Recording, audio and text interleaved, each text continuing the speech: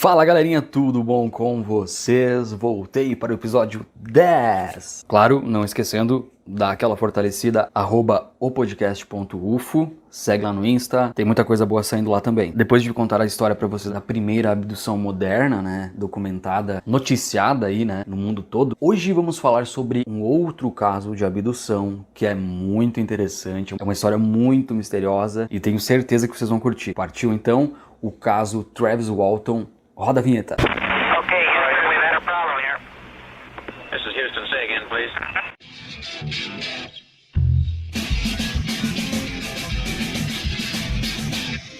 Então, sem mais delongas, sejam todos bem-vindos para mais um episódio. Hoje vamos falar sobre o caso Travis Walton, que aconteceu em 1975. Mais precisamente, no dia 5 de novembro de 1975. Na verdade, o acontecido foi à noite, mas vamos contar a história desde o início. Um dia normal, Travis e um grupo de 6 amigos, 6 colegas de trabalho dele, todos residentes ali do Arizona, nos Estados Unidos. O que acontece? O Travis tinha o seu melhor amigo, Mike Rogers, e o Mike havia conseguido um contrato e eles estavam trabalhando na Floresta Nacional lá de City Griffs, no Arizona, trabalhando para o serviço florestal.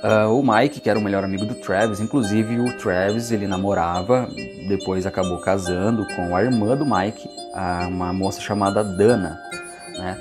Mas então toda a turma estavam lá, o Travis, o Mike, o Rogers, o Allen Dales, o John Gulish, o Dwayne Smith, o Kenneth Peterson e o Steve Pierce. Esses eram os caras que estavam trabalhando lá na floresta, num dia normal, no Arizona, lá nos Estados Unidos. Então beleza, como já havia comentado, o Travis saiu, foi até a casa do Mike, que era seu melhor amigo. Eles passaram na casa de cada um dos outros amigos deles para todo mundo ir pro trabalho.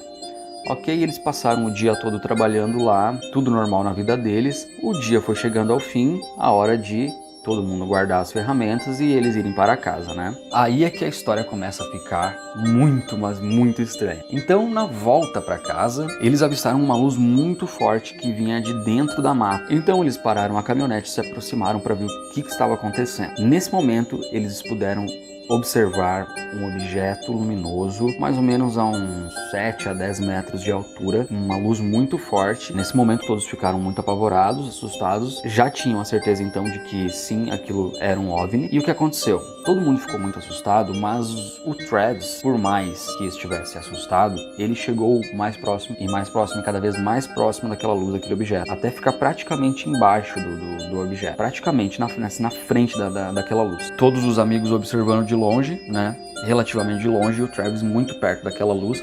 E aí o que aconteceu nesse momento? Um flash de luz atingiu ele e é assim, ó, eu vou descrever para vocês imaginarem uma cena de filme assim mesmo, assim como se aquela luz realmente fosse levar ele. Mas o que aconteceu? Aquela luz levantou ele mais ou menos uns 6 metros de altura e jogou ele, assim, 6 metros no ar. Jogou ele caiu duro no chão. Todo mundo imaginou que ele tivesse morrido, porque foi muito assustador. E o que aconteceu? Naquela hora, no pânico, no desespero, eles entraram na caminhonete novamente e saíram fugindo, né? Todo mundo apavorado com o que tinha acontecido. Imagina só uma cena daquelas. Imagina só pro Mike, que era o seu melhor amigo, né? Tinha deixado lá o Travis, dado como morto, né? Eles imaginavam, pelo menos, que ele estivesse morto. Ninguém sabia o que fazer, porque eles não sabiam o que estava acontecendo. Mas enfim, aconteceu isso, eles fugiram e depois de um tempinho assim, o Mike parou a caminhonete, todo mundo apavorado, e eles meio que se arrependeram, pensaram, cara, a gente deixou o Travis lá, só Deus sabe o que aconteceu, o que pode ainda acontecer.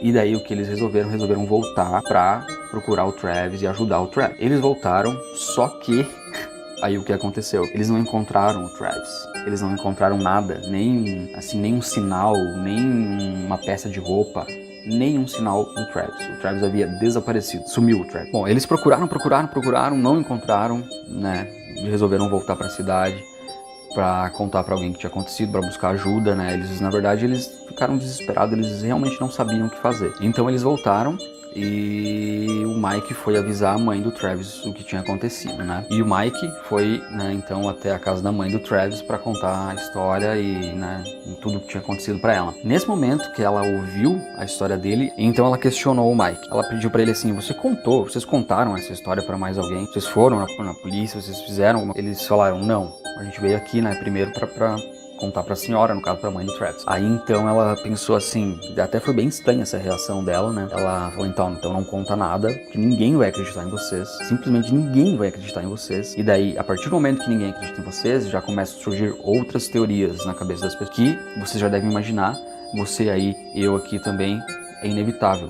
As pessoas iriam pensar que, sei lá, alguma coisa aconteceu e eles acabaram matando o Travis. Nunca se sabe, um desentendimento, alguma coisa assim. Inclusive, foi a primeira coisa que o xerife pensou quando eles foram procurar então o xerife, que foi depois que eles contaram pra mãe dele, etc. Buscaram a polícia, contaram a história. Lógico que eles não acreditaram, mas não tinham provas contra eles, então o que eles fizeram? Organizaram busca. O xerife, juntamente com os policiais, assim, eles organizaram um esquema com voluntários, todos os policiais da cidade, helicóptero, cachorro, jeep, que era na floresta, né? Então, assim, uma equipe completa para procurar o Travis para saber o que tinha acontecido. Porque na cabeça do xerife, da polícia e de pessoas, né, normais, quem iria acreditar de primeira numa história de abdução que uma luz teria, sei lá, jogado o Travis a 6 metros de altura?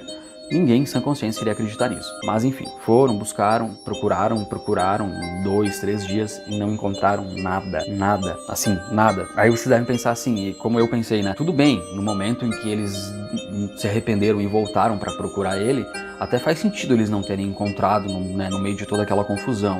Agora, uma busca organizada pela polícia local, com várias pessoas, mais de 40 pessoas eu acho, helicóptero, todo um esquema montado, e ainda assim ele não foi encontrado, aí isso sim fica ainda mais estranho. Mas pera, calma, que não é nem o começo de tudo que aconteceu. Então, depois de terem organizado as buscas, não ter nenhum vestígio do Travis, aí sim o xerife e a polícia já se deu ao trabalho de começar a, né, imaginar e pensar em outras hipóteses. E a primeira é o quê? Alguém se desentendeu com o Travis, alguma coisa aconteceu, essas coisas acontecem, a gente vê todo dia, né? Notícias assim. E acabaram brigando, não sei, alguma coisa aconteceu, mataram ele, ou alguma explicação cabível, né, existe para esse caso.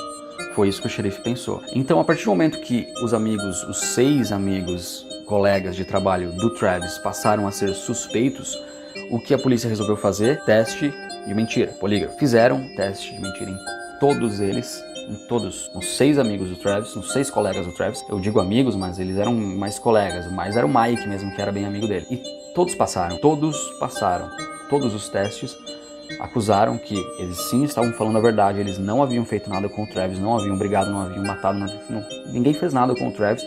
E aparentemente a história é a mesma das 6 pessoas, as 6 pessoas contam a mesma história, e as 6 pessoas passaram nos testes. Aí agora vocês devem estar se perguntando, pô, Lucas, mais um caso que a gente chega no fim e não tem nenhuma solução, o cara desapareceu, passaram anos e ninguém descobriu nada. Não, não. Presta atenção no que aconteceu depois das buscas, depois do teste de mentira em todos eles terem passado. Agora vem uma nova parte da história.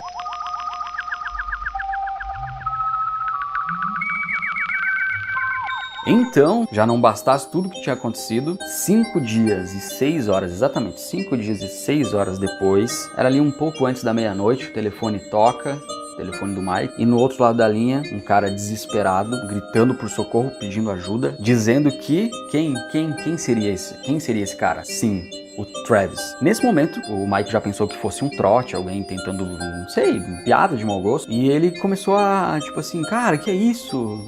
Fazendo brincadeira desse tipo.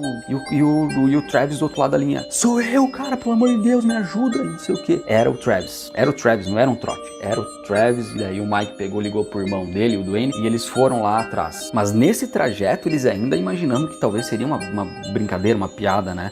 Eles estavam indo lá, mas já na cabeça que eles não iam encontrar o Travis. Imagina, 5 dias depois, todo mundo desesperado, haviam feito por 3 dias seguidos buscas e nada, então eles já estavam, assim, desesperançosos, eu diria, né? Só que era o Travis. A grande questão é essa, eles chegaram lá e realmente era o Travis. 5 dias e 6 horas depois, era o Travis na beira da estrada, numa cabine telefônica. Ele tava, eu acho que com 1 ou 2 peças de roupa. E algumas histórias dizem que ele estava nu, como no próprio filme, que agora na metade do episódio veio isso, então já vou passar a dica do filme. Em 1993 foi lançado o filme Fogo no Céu, que é baseado nessa história, tá?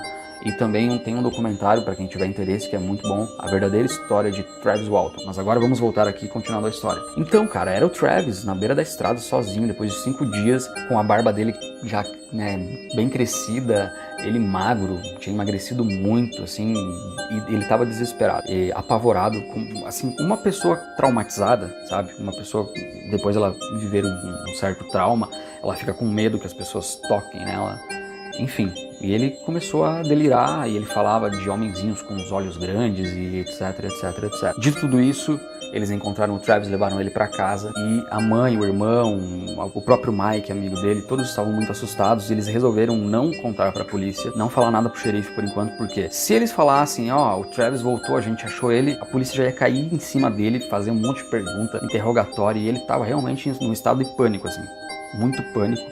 Tanto que ele chega em casa, eles levam ele pra casa da mãe dele, ele bebe muita água, parece estar muito desidratado, né? Tudo que ele come, ele vomita, assim, mal, completamente traumatizado. Se você ouviu a história anterior da Beth e do Barney, se a Beth ficou traumatizada, o Travis muito mais. Porque agora a gente vai entrar naquela história que é a história dele, das lembranças dele, depois do quê? Daquelas sessões de hipnose regressiva que praticamente todas as pessoas que têm esse tipo de experiência é uma saída que elas buscam para tentar recordar algumas coisas que elas viveram, né? Só antes de relatar todos os acontecimentos, as memórias que ele teve, né? Supostas memórias, porque mais uma vez eu tô falando para vocês que eu não tô comprovando, não tenho como eu chegar aqui e falar para vocês que isso é verdade, mas é muito estranho porque eram 6 pessoas, agora 7 pessoas com o Travis, que também passou pelo teste de mentira. Agora então, antes de entrar naqueles detalhes do que ele supostamente vivenciou lá dentro da nave, vamos só fazer um adendo aqui de que o Travis também passou por testes, tá? De mentira, e para não dizer que ele passou em todos, ele fez mais de um. Teve apenas um que ele não passou, que era com um método que já estava defasado há mais de 30 anos, então as pessoas nem levaram muito em consideração. A questão é que ele passou por mais 2 ou 3 testes, e em todos eles, o que os testes revelaram é que ele sim estava dizendo a verdade. Então o que nós temos aqui são 7 pessoas com a mesma história, e as 7 pessoas passaram pelos mesmos testes, todas as 7 pessoas confirmaram a mesma história. Então assim, e aí? Será que isso foi um delírio coletivo? 7 pessoas tiveram a mesma ilusão? Como isso pode acontecer? É claro que os céticos vão, né, eles sempre estão munidos de muitas justificativas sem nexo, mas aí tá mais um questionamento e uma dúvida para vocês referente a esse caso. 7 pessoas que aparentemente tiveram uma experiência com OVNIs, com um contato, e as 7 pessoas passaram por testes de mentira. 7 pessoas, segundo os testes, estavam falando a verdade. Quer dizer, o que isso significa? Então são 7 malucos, sendo que eles passaram até por testes de droga, não acusou nada. Então, né, se alguém falar, os caras deviam trabalhar lá no meio do mato e depois eles ficavam loucos lá, usavam alguma coisa. Não, eles passaram por testes. Mas enfim, essa era uma discussão que eu queria deixar pro final do episódio, mas acabou vindo antes, mas tudo bem. Agora vamos entrar lá nos detalhes do que o Travis teria passado dentro daquela nave, né? Segundo relatos dele, isso são memórias dele, tá bom? Documentadas em livros, filmes, documentários, vídeos do próprio Travis contando essas experiências. Então vamos lá. Esse é exatamente o relato dele, tá? Palavras dele. Ele diz que essa é a lembrança dele. Quando ele acorda lá dentro daquela suposta nave, ele tava com muita dor, muito tonto, e no exato momento em que ele acorda, ele já consegue ver as criaturas que supostamente seriam também os Greys, assim como o caso de Roswell e assim como o caso da Beth e do Barney, também seriam os Greys que estariam ali com ele naquela sala para fazer alguma experiência nele, com certeza. Ou, né, isso é uma teoria também que algumas pessoas acreditam, é que eles, naquele momento que eles jogaram ele, 6 metros de altura, aquela luz, né, teria sido sem intenção de machucá-lo. Então, por esse motivo, de ter talvez até matado ele, a gente não sabe, eles teriam levado ele pra curá-lo, pra ajudá-lo e depois mandar ele de volta. Então, eles teriam machucado ele sem querer naquele contato com a luz, e aí então eles levaram ele lá pra nave pra ajudar ele a se recuperar, e depois eles trouxeram ele de volta.